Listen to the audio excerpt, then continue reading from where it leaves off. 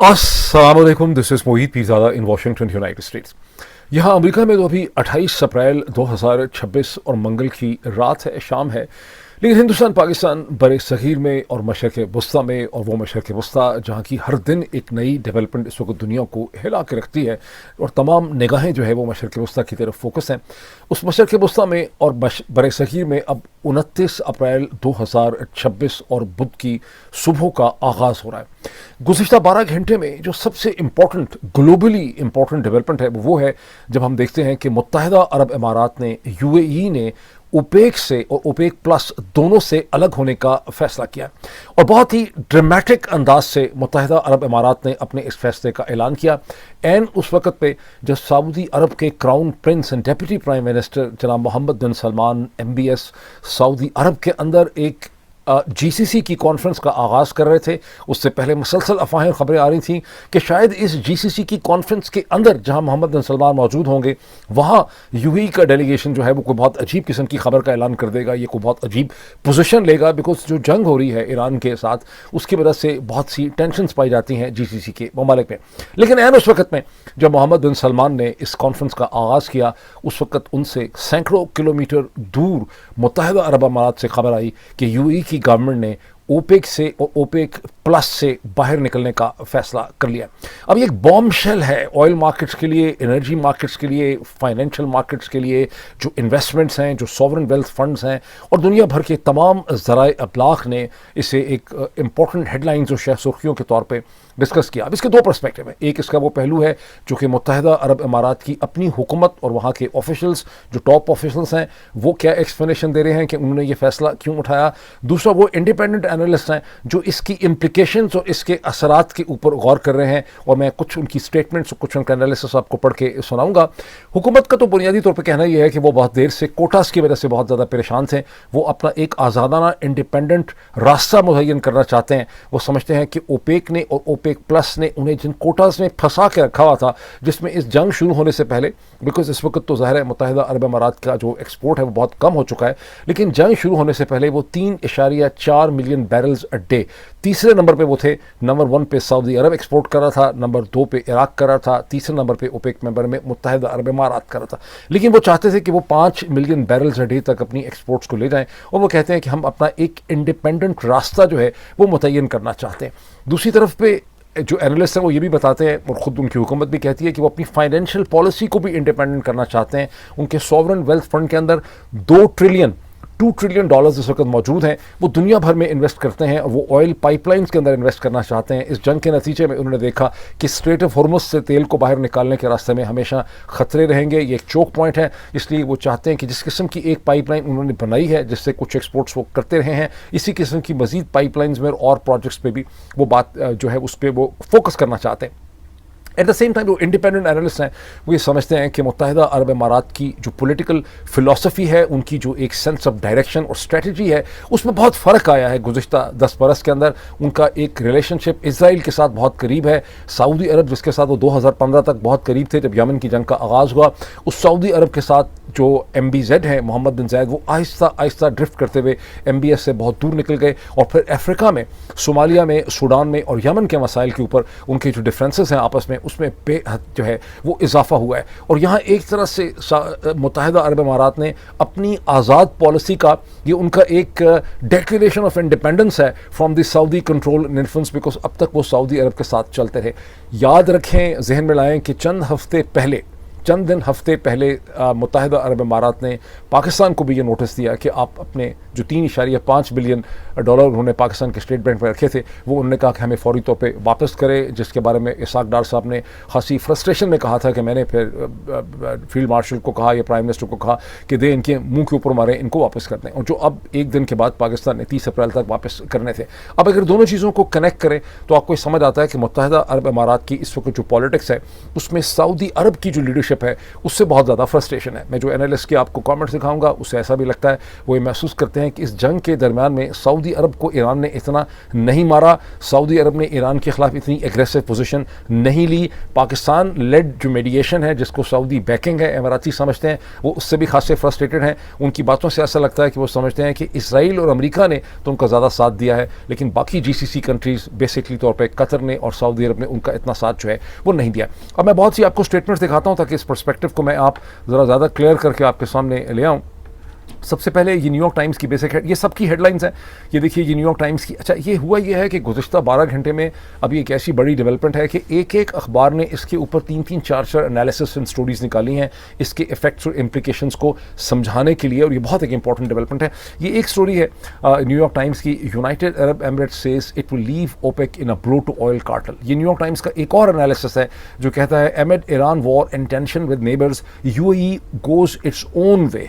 और इसमें सेकंड इसकी सब टाइटल है United Arab Emirates decision to leave OPEC has rocked the region, हिला के रख दिया पूरे खत्ते को, अंडरस्कोरिंग how the country at odds with Saudi Arabia is increasingly charting its own course. इससे ये सबक होता है, पता चलता है कि वो मुल्क यानी मुत्तहिदा अरब अमारात जिसका झगड़ा चल रहा है which is at odds with Saudi Arabia, वो इंक्रीजिंगली अपना एक आज़ादाना रास्ता जो है वो डेवलप कर रहा है। ये एक और हेडलाइन है जो वॉल स्ट्रीट जर्नल की है, जो फाइनेंस के हवाले से बहुत इंपॉर्टेंट पब्लिकेशन है। ये आप देख सकते हैं, सिर्फ हेडलाइन में आपको इसका बताऊंगा। यूएई's OPEC exit deals major blow to cartel amid Middle East oil squeeze, और sudden departure threatens an organization that has been hobbled by internal disunity and the rise of American oil output। इसमें दो चीज़ें important है कि OPEC पे पहले से pressure था। कहते हैं कि जब से शेल ऑयल ये गैस जो है अमेरिका ने निकालनी शुरू कर दी, उसके बाद से ओपेक की अपनी पॉलिटिक्स और ऑर्गेनाइजेशन पे बहुत ज़्यादा दबाव था, बिकॉज सऊदी अरब ये चाहता था कि ऑयल की जो प्रोडक्शन और एक्सपोर्ट है उसे कर्टेल रखा जाए, उसमें बहुत ज़्यादा तेज़ी से इजाफा ना किया जाए, ताकि ऑयल मार्केट्स जो हैं वो अगले कम अज़ कम अगली सदी तक, ये 21वीं सदी के आखिर तक सर्वाइव करें।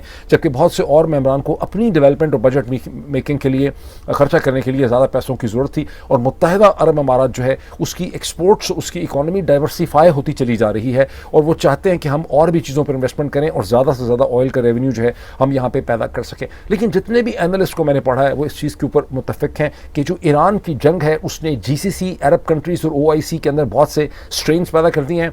जैसा कि आपने देखा कि कैसे कतर ने बहुत जल्दी जब उसकी गैस रिफाइनरीज के ऊपर फील्ड्स पे हमला हुआ, उसने ईरान के साथ एक तरह से सुलह कर ली। ओमान का रवैया शुरू से मुख्तलिफ था, इजिप्ट का रवैया, वो भी इंपॉर्टेंट जीसीसी कंट्री रहा है, उसकी भी अप्रोच जो है वो डिफरेंट रही है। और फिर सऊदी अरब ने, ऐसा लगता है, बज़ाहिरन ऐसा लगता है, जिसकी डिस्कशन कम हुई है हमारे यहाँ, लेकिन सऊदी अरब ने भी पाकिस्तान का जो अमेरिका के साथ एक मीडिएशन प्रोसेस है ईरान का, उसको सऊदी अरब ने एक टैसिट जो है वो अप्रूवल दिया है। बाद में कुछ पाकिस्तान की डेवलपमेंट्स में मैं डिस्कस करूँगा। एक सिर्फ मैं आपको और हेडलाइन दिखा दूँ कि ईरान के अंदर किस किस्म का क्राइसिस जो है वो डेवलप हो चुका है कि Iran is flooded with so much unsold oil that it's stashing it in derelict tanks. कहते हैं कि ऑयल वेल्स, मुझे इसको पढ़ के समझ आया कि ऑयल वेल्स का प्रॉब्लम ये है कि अगर आप उनसे एक दफ़ा तेल निकालना बंद कर दें और स्टॉप कर दें उसमें से, तो फिर उसको दोबारा स्टार्ट करते हुए बहुत ज़्यादा नुकसान होता है और उसमें बहुत ज़्यादा देर लगती है और वो इतनी जल्दी वापस उसका आउटपुट नहीं आता। तो अब ईरान को इस वक्त क्राइसिस ये है कि उनके पास चूँकि रास्ता नहीं है एक्सपोर्ट करने का, स्ट्रेट ऑफ होर्मुज़ के बाहर अमेरिकन ने ब्लॉकेट किया हुआ है, तो ईरान अपना तेल हर जगह स्टोर कर रहा है और अपने ऐसे पुराने स्टोरेज टैंक्स जो उनके बिल्कुल यूज़ में नहीं थे, उनको भी इस वक्त ईरान जो है वो इस्तेमाल करने की कोशिश कर रहा है। तो ईरान के अंदर एक ऑयल की उसके गलट हो गया है ऑयल का, उनको समझ नहीं आ रही कि ऑयल को स्टोर जो है उन्होंने कैसे करना चाहिए।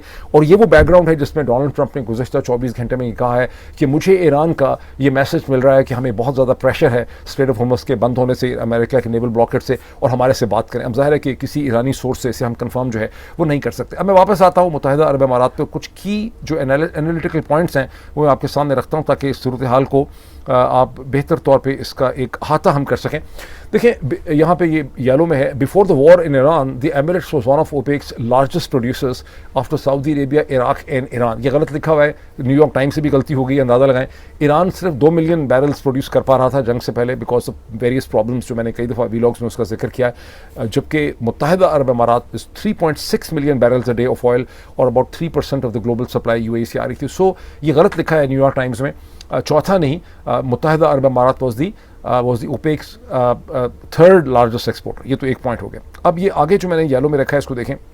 The country, matlab hai UAE, which has been aiming to boost its production capacity to 5 million barrels a day by 2027, is now expected to pump more to serve its own interest. That is, once tankers can resume travel through the Strait of Hormuz, the narrow waterway that divides Iran from the Arabian Gulf. तो basically इनका गोल ये था कि 2027 तक हम अपनी daily production को 5 million barrels a day तक ले जाएंगे, और जाहिर है कि सऊदी अरब इनके रास्ते में एक रुकावट था, बिकॉज सऊदी अरब का एक लार्जर विजन है जिसमें इसमें जो सबसे इंपॉर्टेंट चीज़ है समझने वाली कि पूरी जो एक ऑयल मार्केट्स हैं, बिकॉज सऊदी अरेबिया ना सिर्फ ओपेक की डिसीजन मेकिंग में सबसे इन्फ्लुएंशियल प्लेयर है, बल्कि सऊदी अरब बड़ा है जो ओपेक प्लस को भी इन्फ्लुएंस करता है, जहां रशिया आ जाता है।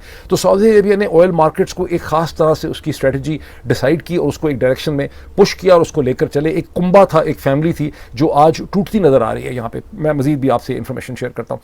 Emirati officials decided to leave OPEC so that they would have more freedom to meet consumer demand, the country's energy minister Sohail Al-Mazroui said in an interview with the New York Times. So Sohail Al-Mazroui जो इनके minister हैं, energy minister हैं, उन्होंने New York Times को कहा है कि हमें एक आज़ादाना पॉलिसी चाहिए। फिर बहुत से उसके पॉइंट्स हैं। अब मैं यहाँ पे आता हूँ जो एक्चुअल चीज़ है जिसको समझने की ज़रूरत है। The announcement came amid festering tensions between the Emirates and Saudi Arabia, the de facto leader of OPEC. ये सारी अनाउंसमेंट यूएई की कैसे वक्त में आई है जब हम मसलसल देख रहे थे कि बढ़ती हुई एक टेंशन थी सऊदी अरब और ओपेक के दरमियान में। And Saudi Arab is the de facto, जो प्रैक्टिकली यानी हकीकतन लीडर है ओपेक का सऊदी अरब, उसके खिलाफ मुत्तहिदा अरब अमारात की एक पॉलिटिक्स चल रही थी। Once close allies the two Gulf countries have diverge in recent years, the Emirates has increasingly gone its own way, pursuing closer ties to Israel and backing an armed separatist group in southern Yemen, where the Saudis are supporting the government. अब यहाँ पे New York times के analysis ये कहता है कि 2015 तक ये एक ज़माने तक ये बहुत क्लोज एलाइज थे, लेकिन आहिस्ता आहिस्ता ये ड्रिफ्ट कर गए और एमिरेट्स ने एक क्लोज रिलेशनशिप डेवलप कर लिया इसराइल के साथ, और उसके बाद उन्होंने आर्म्ड सेपरेटिस्ट ग्रुप्स को सदर्न यमन के अंदर सपोर्ट किया, जहाँ के सऊदीज़ जो हैं वो गवर्नमेंट को सपोर्ट करें। यहाँ पे मैं क्विकली आपको भी मेंबर दिखा दूँ एक इन्फॉर्मेशन के लिए कि मेंबर इस वक्त तकरीबन जो 12 है, यूएई इसमें से डिलीट हो गया। ईरान मेंबर है ओपेक का, इराक मेंबर है, कुवैत मेंबर है, लिबिया मेंबर है, सऊदी अरेबिया मेंबर है जो उसको लीड करता है for all practical, Venezuela member है, अल्जीरिया मेंबर है, नाइजीरिया मेंबर है, रिपब्लिक ऑफ कॉन्गो मेंबर है, गैबोन मेंबर है, इक्वाटोरियल गिनी मेंबर है। अच्छा, अब ये येलो में अगला पॉइंट देखिए analytical. The war with Iran appears to have hardened the drift as Saudi Arabia and the Emirates way differing strategies of how to respond to Iran. जो Iran के साथ जंग है उसमें सऊदी अरब और मुत्तहिदा अरब अमारात की जो स्ट्रेटजीज हैं उसमें बहुत ज़्यादा फ़र्क देखने में आया। Emirati officials have spoken of their dissatisfaction with the response of regional multilateral organisations including the Gulf Cooperation Council, that is GCC, and the Arab League, hinting that they would have preferred a harsher unified stance against Iran. So Emirati officials New York Times को ये बता रहे हैं कि वो चाहते थे कि ईरान के खिलाफ एक ज़्यादा सख्त स्टैंड लिया जाए, और इस लिहाज से वो अरब लीग से भी डिससेटिस्फाइड हैं और GCC की लीडरशिप से भी डिससेटिस्फाइड हैं, और इसीलिए उन्होंने ऐन इस वक्त पे ये फैसला किया है जब GCC की लीडर जो है वो सऊदी अरब में इकट्ठी हुई थी। फिर इसके बाद एक एडिशनल पॉइंट यह है कि oil policy has for years, क्योंकि बावजूद इसके कि अभी टेंशन ईरान के इशू पे आई हैं, लेकिन oil policy has for years also been a key source of tension between the Emirates and the Saudi Arabia. While Saudi Arabia aims to sustain oil markets for the next century, the UAE feels no such urgency because their economy is more diversified. They do not require high oil prices to balance their budgets, allowing them to prioritize volume over the price support. So basically तौर पे analysis ये कहता है कि Saudi Arabia जो है वो, जैसे कि मैंने शुरू में एक्सप्लेन किया, कि वो ऑयल मार्केट्स को सस्टेन करना चाहता है कम से कम 21वीं सदी के आखिर तक, लेकिन मुत्तहिदा अरब अमारात को इस किस्म की कोई कंसिडरेशन नहीं है। वो इनफैक्ट चाहते हैं कि ज़्यादा से ज़्यादा रेवेन्यू हासिल किया जाए, बिकॉज उनकी इकॉनमी डाइवर्सिफाइड हो चुकी है और वो उस डाइवर्सिफाइड इकॉनमी को ज़्यादा डेवलप करना चाहते हैं। जो लोग दुबई में रहते हैं, आप में से बहुत से लोग इस चीज़ से वाकिफ़ हैं कि कैसे जो दुबई की जो गवर्नमेंट है वहाँ की थिंकिंग ये है कि आपने एक अल्टरनेट इकॉनमी को डेवलप करना है। वो AI के अंदर बहुत तेज़ी से इन्वेस्ट कर रहे हैं, और जिस वजह से उनको मज़ीद रेवेन्यू चाहिए उस किस्म की इकॉनमी को सपोर्ट करने के लिए। एक पॉइंट इसमें से मैं और आपको दिखा दूँ। The Emirates' decision comes after Angola, Ecuador and Qatar left the cartel in 2024, 2020 and 2019. So Angola, Ecuador और Qatar पहले ही 2024, 20 और 19 में छोड़ चुके हैं, लेकिन और जाहिर है कि उनकी वजह से ओपेक पहले ही कमज़ोर हो चुका है। इसका मतलब है कि ओपेक का जो ओवरऑल इन्फ्लुएंस है मगरब को डराने का या मगरब को हैंडल करने का, वो कमज़ोर होता चला जा रहा था, लेकिन एमिरेट्स एक बहुत ही इंपॉर्टेंट प्लेयर था। इसके निकलने का जो इन्फ्लुएंस है वो बहुत ज़्यादा होगा। ये मैं दूसरी स्टोरी में से भी एक दो चीज़ें आपको दिखा दूँ जो इसमें जिक्र वही है जो मैंने पहले कहा है कि मोहम्मद बिन सलमान जब तकरीर करने लगे थे, ऐन वक्त में हुआ है। ये देखें जो मैंने ग्रीन में हाईलाइट किया है, एक एनालिस्ट की पोजीशन है. It is an Emirati declaration of independence, said Kristin Diwan, a senior resident scholar at the Arab Gulf State Institute in Washington, a research organisation. They no longer feel beholden to institutions that don't align with their interest.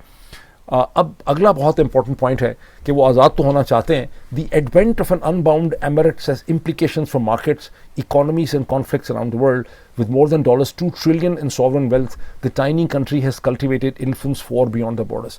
So बुनियादी तौर पे अब इनका जो sovereign wealth fund है $2 trillion के साथ, ये अब उसमें भी पहले सऊदी अरब इन्फ्लुएंस करता था कि कहाँ जा सकते हैं कहाँ नहीं जा सकते. अब उसमें भी इनको जो है वो बहुत हद तक आज़ादी जो है हासिल हो जाएगी. मैं थोड़ा सा वापस आऊँ पाकिस्तान की तरफ, कोई डेवलपमेंट्स आपसे शेयर करता हूँ. देखिए, ये जो मैंने आपसे मुत्तहिदा अरब अमारात की डेवलपमेंट शेयर की है, जो बिलाशुबा इस वक्त दुनिया की सबसे बड़ी डेवलपमेंट है गुज़श्ता 12 घंटे की. अब ये डेवलपमेंट जब चीज़ें आगे बढ़ती हैं तो जो फिल इन द बैंक्स, जो यानी हमारे जो गैप्स होते हैं चीज़ों की अंडरस्टैंडिंग में, वो हमारे ठीक होने लग जाते हैं, भरने लग जाते हैं. एक फिलहाल से इसको कहें कि फिल इन द ब्लैंक्स वाली सिचुएशन होती. अब से चंद हफ्ते पहले हम ये सोचते थे कि क्या वजह है कि मुत्तहिदा अरब अमारात ने पाकिस्तान को हुक्म दिया, बहुत फ्रस्ट्रेशन थी, बहुत गुस्सा था कि $3.5 बिलियन जो हैं अब हमारे फौरी तौर पर वापस कर दें.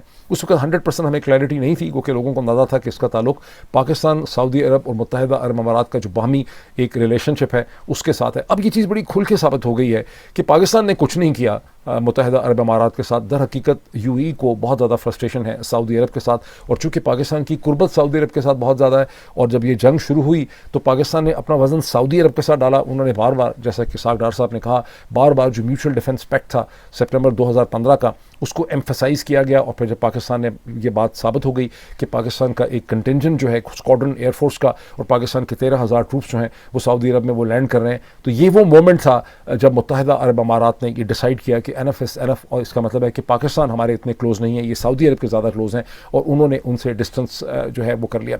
अब आई डोंट नो कि इस वक्त मुत्तहिदा अरब अमारात की इंडिया के बारे में क्या फीलिंग है, बिकॉज जब पाकिस्तान ने म्यूचुअल डिफेंस पैक्ट किया था 2015 के अंदर, तो उसके फौरी बाद मोहम्मद बिन जैद जो हैं अल नहयान वो हिंदुस्तान पहुंचे थे, और वहाँ पर उन्होंने एक और किस्म का डिफेंस पैक्ट हिंदुस्तान के साथ किया था. लेकिन हिंदुस्तान ज़ाहिर है इसमें बिल्कुल खामोश रहा है इस पूरी सिचुएशन में. यहाँ पर हमें यह भी पता चलता है कि सबसे ज़्यादा अगर ईरान ने जीसीसी कंट्रीज़ में किसी को मारा है, कहते हैं कि 2800 ड्रोन स्ट्राइक्स और मिसाइल स्ट्राइक्स 3000 के करीब की हैं. इसराइल से ज़्यादा टारगेट, ये कम से कम यूएई के ऑफिशियल्स ये कहते हैं कि सऊदी अरब को बिल्कुल टारगेट नहीं किया, हमें बहुत ज़्यादा टारगेट किया है. कतर को बिल्कुल नरम हाथ लगाया है, हमें बहुत बुरी तरह से टारगेट किया. किसी को इस तरह से टारगेट नहीं किया. इसराइल को भी इतना टारगेट नहीं किया. इसराइल को इतना ज़्यादा टारगेट ना करने की खैर एक वजह तो ये समझ आती है कि बहुत ज़्यादा जो मिसाइल होते हैं ईरान के, जब वो फ्लाई करते हैं तो जॉर्डन में जो अमेरिकन सिस्टम है या जॉर्डन का सिस्टम है वो भी उनको शूट डाउन करता है. सऊदी अरब के अंदर जो सिस्टम है वो भी उनको शूट डाउन करता है. जगह जगह से वो शूट डाउन होते हैं, अमेरिकन नेवी भी उनको शूट डाउन करती है. तो इस वजह से बहुत ज़्यादा वो हिट नहीं कर सकते. और एमिरेट्स चूँकि बहुत क्लोज है just across the Persian gulf, तो इसलिए ईरानियों ने उसको ज़्यादा सक्सेसफुली हिट किया. अब मैं वापस आता हूँ इसको छोड़ के पाकिस्तान की तरफ, जहाँ इस वक्त की सबसे इंपॉर्टेंट जो डेवलपमेंट है, जो एक तरह से राइटिंग ऑन द वॉल थी, कि जुडिशल कमीशन ऑफ पाकिस्तान जिसको हेड करते हैं, जिसकी फ़ाइनल मीटिंग को हेड करते हैं चीफ जस्टिस ऑफ पाकिस्तान जनाब जस्टिस याहिया आफरीदी साहब, उन्होंने फ़ाइनल अपनी दस्तखत कर दी है, मोहर सबत कर दी है उस फैसले पे जहाँ पे इस्लामाबाद हाई कोर्ट के जजेस को उनकी मर्ज़ी और कंसेंट के बगैर उन्हें डिफरेंट हाई कोर्ट्स में, पेशावर में, सिंध में और लाहौर हाई कोर्ट में उन्हें ट्रांसफ़र किया जा रहा है. ये एक ज़ाहिर है कि ये पॉलिटिकल एक्ट है जो इसीलिए मुमकिन हुआ कि 27वीं तरमीम में जब कॉन्स्टिट्यूशन के मेरा ख्याल है आर्टिकल 200 के अंदर अमेंडमेंट की गई, उससे पहले ये था कि आप किसी भी हाई कोर्ट के जज को उसकी मर्ज़ी, कॉन्सेंट और इजाज़त के बगैर उसे किसी और हाई कोर्ट में नहीं भेज सकते. ये एक एसेंशियल प्रिंसिपल था जिसके ज़रिए पाकिस्तान में हाई कोर्ट लेवल की जो जुडिशरी है उसे एक इंडिपेंडेंस और आज़ादी दी गई थी. यानी आपने उनको सिविल सर्वेंट्स और सरकारी मुलाजमीन से मुख्तलिफ तरीके से ट्रीट करना था ताकि उनके ऊपर एग्जेक्टिव की और हुकूमत की, सरकार का उनको खौफ ना हो, ताकि वो आज़ादाना तौर पर फैसले कर सकें.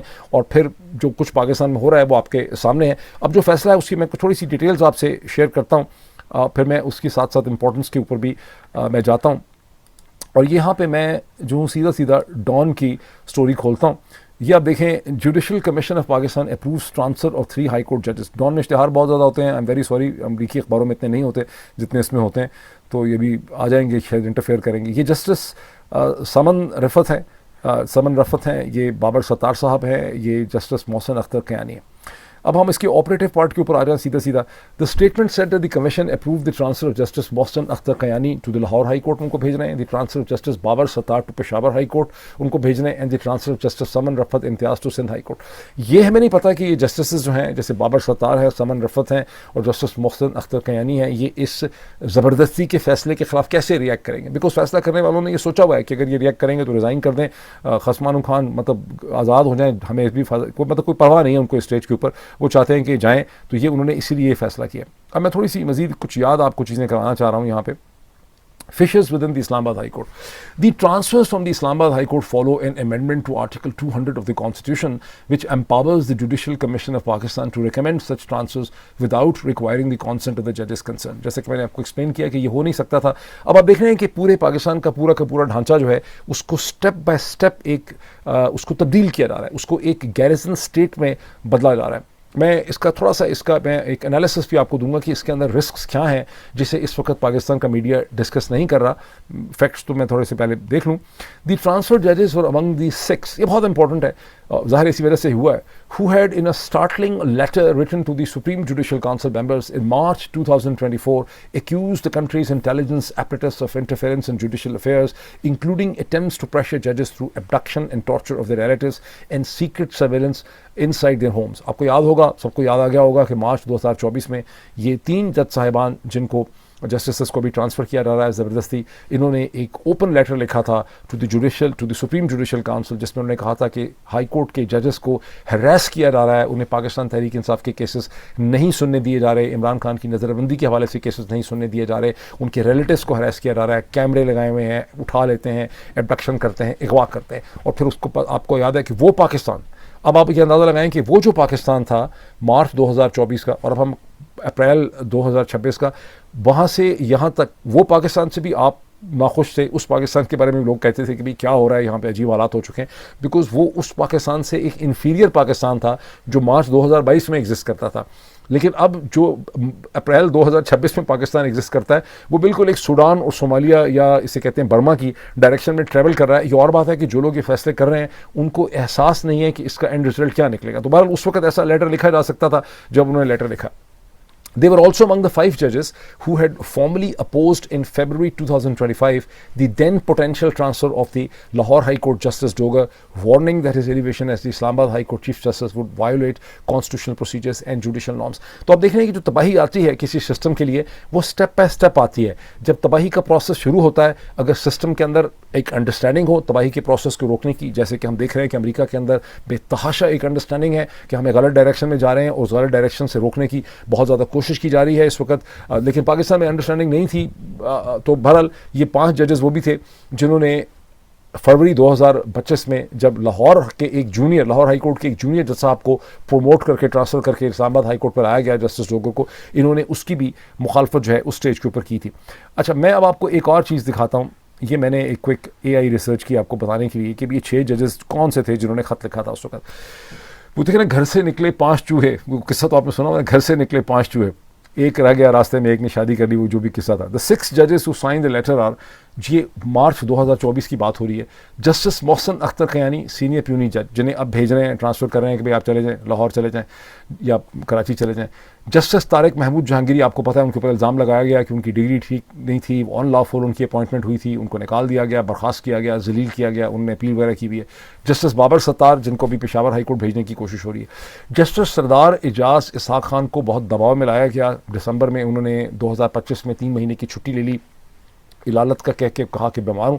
वो वापस आए हैं, बेंच केसेस कर रहे हैं, लेकिन अभी वो कोई खास स्टैंड वगैरह जो है नहीं लेते। उनको समझ आ गई है कि इसमें जो गुजारा करना है, पाकिस्तान में ज़िंदगी गुजारनी है तो कैसे गुजारी जा सकती है। जस्टिस अरबाब मोहम्मद ताहिर का भी नाम डाला हुआ था पहले लिस्ट में, फिर पता नहीं कोई उन्होंने 16 सफाई कर ली, उनका नाम उसमें से निकाल दिया गया। जो 2 उनके खिलाफ, क्योंकि यहाँ बहुत सी रिक्वेस्ट साइनी थी जुडिशल काउंसिल के मेम्बरान की तरफ से कि इनको ट्रांसफ़र करें, तो वो उन्होंने यही इस फाइनल मीटिंग से पहले जो 2 इनके खिलाफ कंप्लेंट्स थी या रिक्वेस्ट थी कि जस्टिस अरबाब मोहम्मद ताहिर को भी ट्रांसफ़र किया जाए, वो विड्रॉ कर ली गई हैं। और जस्टिस समन रफत इम्तियाज़ जो हैं उनको कहा गया है कि इनको भेज दें लाहौर हाई कोर्ट या कराची हाई कोर्ट वाला भेजें। ठीक है, अब आप सारी कहानी सुन चुके हैं। सो घर से निकले 5 चूहे, ठीक है, वो किस्सा जो था वो वाली कहानी यहाँ पे जो है वो कंप्लीट हो गई। अब मैं इसको स्टॉप शेयरिंग करता हूँ और मैं इसका एक एनालिसिस आपके सामने रखता हूँ। देखिए इसमें रिस्क्स क्या हैं बुनियादी तौर पर। ये कहानी जो पाकिस्तान में चल रही है ना, ये इमरान खान से पाकिस्तान तहरीक इंसाफ से बहुत ज़्यादा आगे जा चुकी है। इसमें कोई शक नहीं है कि इमरान खान के चाहने वाले एडमायरर्स सपोर्टर्स अभी भी इमरान खान के कॉन्टेक्स्ट में ही इसको समझने की कोशिश करते हैं। लेकिन पाकिस्तान का जो ब्रेक डाउन हो रहा है कॉन्स्टिट्यूशनल या उसके डेमोक्रेटिक सिस्टम का, और पाकिस्तान की रियासत जिस डायरेक्शन में जा रही है, ये अब उस पूरी कहानी से बहुत आगे जा चुकी है। ठीक, और इनको खुद नहीं पता कि किस डायरेक्शन में जा रहे हैं। इसका देखें सबसे बड़ा रिस्क ये है कि 2022 में एक रिलेटिवली प्लूरल पाकिस्तान एग्जिस्ट करता था, जिसमें मल्टीपल इंस्टीट्यूशंस ऑपरेट करते थे। उसमें सुप्रीम कोर्ट थी, उसमें हाई कोर्ट्स थी, उसमें बार एसोसिएशंस थी, उसमें मीडिया के चैनल्स थे जो उसी के ख़िलाफ़ लड़ते थे, मुख्तलिफ़ किस्म के एनालिस्ट थे, इंडिपेंडेंट सहाफ़ी एग्जिस्ट करते थे। उसके अंदर सरकारी सिविल सर्वेंट्स की अपनी थोड़ी सी सेल्फ रिस्पेक्ट थी। उसमें फ़ौज का भी समझा जाता था कि वहाँ कंसेंसस होता है। वो सारा का सारा जो है वो एक शख्सी आमरीत के अंदर बदल चुका है। अब जो भी फैसले किए जा रहे हैं, जैसे अभी हाई कोर्ट्स को जिस शक्ल में बना रहे हैं, इन तमाम चीज़ों का जो वज़न है पूरे पाकिस्तान को चलाने का, वो अब सिर्फ़ और सिर्फ जनरल हेडक्वार्टर्स GHQ के ऊपर है।